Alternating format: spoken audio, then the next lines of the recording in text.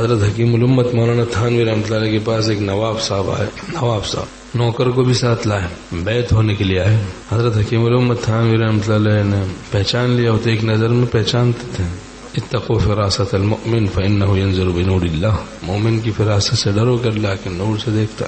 تو فرمایا اچھا بھائی آپ نوکر کو تو رخصت کریں, ابھی آگے کہیں بیان ہے بستی میں, ساتھ چلیں, وہاں دیکھیں گے, موقع ہوا تو آپ کو بیعت کر لیں گے. اب نواب صاحب مٹھائی کا ٹوکرا کبھی اٹھایا ہی نہیں, لے کے ایک مولوی کے پیچھے پیچھے ساتھ بازار سے گھوم رہے ہیں. حضرت تھانوی خلاف معمول لوگ دیکھ رہے ہیں, ارے بھائی نواب صاحب کو کیا ہو گیا, کیا حال ہے نواب صاحب کا, ٹوکرا اٹھائے ہوئے مٹھائی کا, ایک مولوی کے پیچھے پیچھے گھوم رہے. پھر وہاں فارغ ہونے کے بعد فرمایا اب آگے بھی کہیں جانا ہے, پھر وہاں دیکھیں گے موقع ہوا تو آپ کو بیعت کریں گے. پھر آگے ان کو لے گئے, پھر بازار سے گزر رہے ہیں, کئی جگہوں پر اس طرح ان کو لے گئے, وہ ٹوکرا ساتھ ساتھ اٹھائے ہوئے ہوں. پھر ایک جگہ جا کے بیعت کی کہ جو مرض عرصہ لگ جاتا, جو خناس دماغ سے نکلنے, دل دماغ سے, وہ ایک معمولی تدبیر سے جاتا رہا.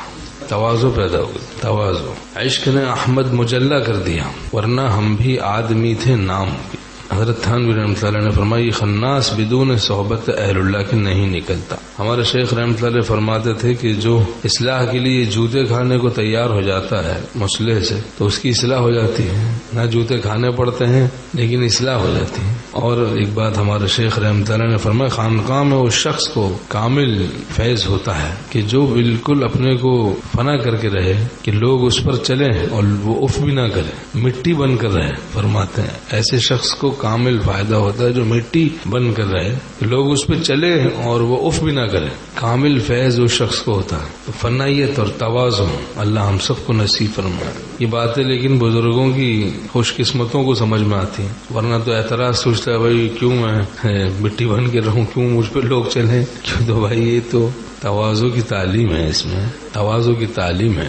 شکر کرے کہ مجھے نیک صحبتوں میں بیٹھنے دیا جا رہا ہے, ورنہ میں اس قابل ہوں کہ مجھے نکال دیا جائے, گالیاں دی جائیں, پتھر مارے جائیں. حضرت حاجی امداد اللہ مہاجر مکی رحمۃ اللہ علیہ فرماتے تھے اگر اللہ تعالی ہمارے اطرے پترے کھول دے تو لوگ اینٹ پتھر ماریں. اب یہ حضرات کیا گناہ معصیت کرتے تھے, نافرمانیاں کرتے تھے. مر مر کے جیے جاتے ہیں, ڈرتے ہیں وہ پھر بھی, اور شاک کا معیار وفا اور ہی کچھ ہے. حضرت حکیم الامت تھانوی رحمۃ اللہ فرماتے ہیں حظ تو مزہ تو ہے ہی چھوٹا بننے میں, بڑا بننے میں حظ نہیں ہے, مزہ نہیں ہے.